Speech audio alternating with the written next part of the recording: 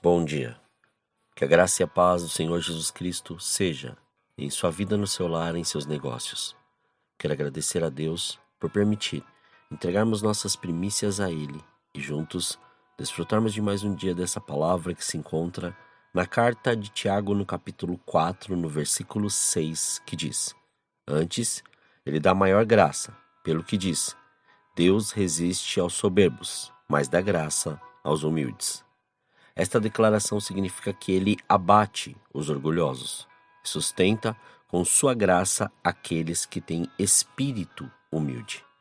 Deus resiste aos soberbos porque essas pessoas satisfazem seu orgulho no mundo. Elas se consideram autossuficientes. O soberbo se acha merecedor de tudo e o foco tem que estar nele. Então, onde há orgulho, não há espaço para a graça, que é um favor imerecido. Por outro lado, Deus dá graça aos humildes. Diferentemente dos soberbos, os humildes entendem que são totalmente dependentes de Deus e são gratos por sua graça derramada. Essa frase aparece 2 vezes no Novo Testamento. Na verdade, ela é uma citação do livro de Provérbios, no capítulo 3, versículo 34, que diz: Certamente ele escarnecerá dos escarnecedores, mas dará graça aos humildes. Então, com base nesse texto de Provérbios, o apóstolo Pedro também utiliza da mesma declaração e escreve em sua primeira carta, no capítulo 5, versículo 5, dizendo: E sede todos sujeitos uns aos outros, e revesti-vos de humildade, porque Deus resiste aos soberbos, mas dá graça aos humildes. Deus resiste aos soberbos. A palavra de Deus é muito clara ao mostrar que o Senhor resiste aos soberbos. O escritor de Provérbios diz que Deus detesta olhos altivos e abomina aqueles que têm coração arrogante. Como também descreve no livro de Provérbios, no capítulo 16, no versículo 5, sobre sua atitude. Abominável é ao Senhor todo arrogante de coração. É evidente que não ficará sem a devida punição. O mesmo livro de Provérbios ainda diz que a soberba causa contendas e leva à ruína, como descrito no livro de Provérbios, capítulo 13, versículo 10, e no capítulo 16, versículo 18, que diz: Arrogância só produz contendas, mas a sabedoria está com aqueles que buscam conselho. A soberba precede a ruína. O espírito arrogante vem antes da queda. Facilmente podemos citar vários exemplos de homens e mulheres que foram castigados por Deus por causa do seu orgulho.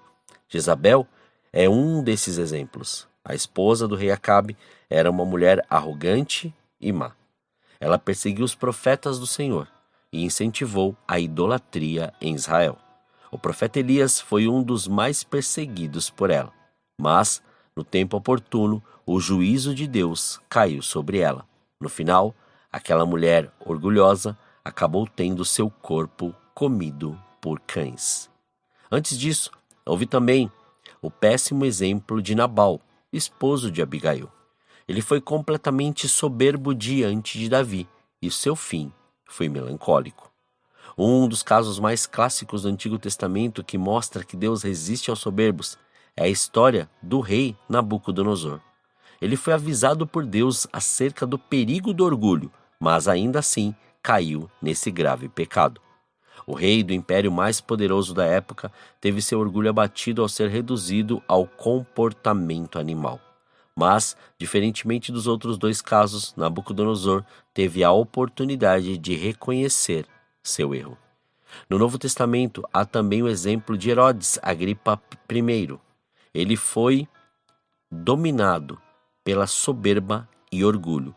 Tentou se apossar da glória que só pertence a Deus. Então seu fim foi horroroso e horrendo. A importância da humildade é claramente ensinada nas Escrituras.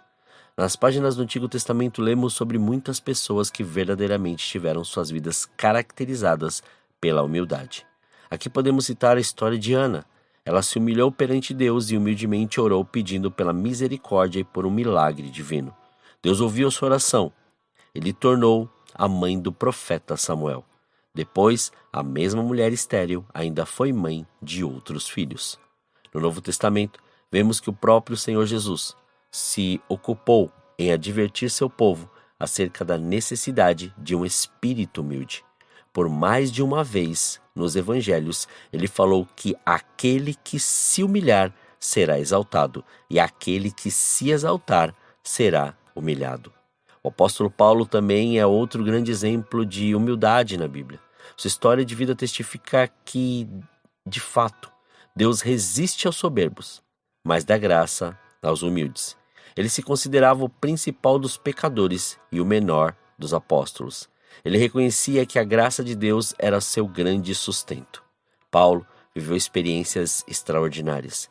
Ele foi o maior escritor de livros da Bíblia e pode ser considerado o maior líder do cristianismo. Mas Deus o preservou da soberba, inclusive lhe deu um espinho na carne. Mas Paulo provou na prática a veracidade do ensino bíblico que Deus dá graça aos humildes. Ele escutou do Senhor conforme descrito na segunda carta aos Coríntios capítulo 12, versículo 9, que diz: Então ele me disse: A minha graça te basta, porque o poder se aperfeiçoa na fraqueza. De boa vontade, pois, mais me gloriarei nas fraquezas, para que sobre mim repouse o poder de Cristo. A escolha está em nossas mãos. O que queremos viver e onde queremos estar? Se Jesus vier buscar a sua igreja hoje, de que lado estaremos? Pedro aconselha-nos em sua primeira carta, no capítulo 5, versículos 6 e 7, dizendo: Humilhai-vos, portanto, sob a poderosa mão de Deus, para que ele, em tempo oportuno, vos exalte, lançando sobre ele toda a vossa ansiedade, porque ele tem cuidado de vós. Viva o propósito do Senhor e deixe o Espírito Santo te conduzir e te ensinar aquilo que ele quer que você faça, e não deixe que nada te influencie, mas que a voz e a presença do Senhor. Perceba em todos os momentos suas palavras, pensamentos, ações e atitudes e pergunte: isso é a vontade de Deus em minha vida? Ou estou fazendo simplesmente por causa da minha alma e do meu orgulho? Oremos. Pai, nós te louvamos e te agradecemos, Senhor. Graças te damos por mais este dia. Obrigado pela sua presença, obrigado pelo seu amor, Senhor. Somos gratos a ti e consagramos mais este dia diante da sua presença. Que desde já seja quebrado, Pai, grilhões, algemas, amarras. Muitas vezes, ó Pai, pelo vasto conhecimento ou os anos, ó Senhor, de busca, Pai, ou os anos dentro, Senhor, de uma igreja, ou, Pai, dentro, Senhor querido, de uma denominação, nos acaba, Senhor, nos afastando inteiramente de compreender a sua voz de uma maneira real e efetiva. Mas, Pai, livra-nos de todo este mal. Que possamos, ó Senhor, nos derramar e nos entregar a Ti, para que a Sua graça e a Sua glória sejam manifestos em tudo o que fizermos. Possa ser, Senhor, dentro de uma igreja, possa ser fora, possa ser dentro de casa, possa ser dentro de um carro, possa ser numa condução, dentro do ônibus, do trem, do metrô, possa ser, Pai, na rua, andando, possa ser no meio das pessoas, ou até mesmo, Senhor, na sala onde trabalhamos, em qualquer lugar, em qualquer ambiente, que a sua presença seja real através da nossa entrega, através de reconhecermos quem o Senhor é e da nossa humildade em Ti. Não deixe, Pai, com que nada atrapalhe isso, mas antes arranca de nós a soberba, o orgulho, a arrogância, Senhor. Arranca de nós, Pai, até mesmo todo tipo de inveja, porque, Senhor, o Senhor tem colocado em nossas mãos algo extraordinário e grandioso. Então, Pai, por que ficarmos querendo aquilo que são dos outros ou aquilo que o Senhor não nos deu, mas temos que sim aperfeiçoar aquilo que está em nossas mãos, porque muitas vezes ficamos tão reparando nas coisas que estão acontecendo em nossa volta que esquecemos de fazer aquilo que o Senhor nos chamou para fazer. Então, em nome de Jesus, que neste dia, Senhor, haja um despertar para que o Senhor nos use da maneira que o Senhor quer. Nos use do modo que o Senhor nos chamou e nos use, Pai, da maneira que assim o Senhor tem proposto para nós. Que este seja, Senhor, o nosso chamado, o nosso propósito de vida aperfeiçoado em Ti e que nós possamos reconhecer isso, quebrando, Pai, todo o nosso orgulho e entrando diante de Ti no Santo dos Santos para poder fazer aquilo que o Senhor nos chamou para fazer e fazê-lo em excelência e com excelência. Que em nome de Jesus, que mais este dia o Seu reino venha, a Sua presença seja real, a Sua presença seja manifesta, Senhor. Graças te damos, Senhor, livra-nos de todo mal, de toda tentação e que o Senhor não deixe faltar o pão na mesa daquele que necessita. Mas antes, revele, Senhor, o Seu querer. Renove, Pai, estas forças, renove essas mentes, ó Senhor, para que eles glorifiquem a Ti em tudo o que for feito. Consagramos tudo diante de Ti. Este dia, as nossas vidas, a nossa caminhada, consagramos, Pai, o que formos fazer e o fruto das nossas mãos, para que o Seu nome seja glorificado, exaltado e engrandecido. Muito obrigado, Pai. Assim nós oramos, em nome de Jesus. Amém.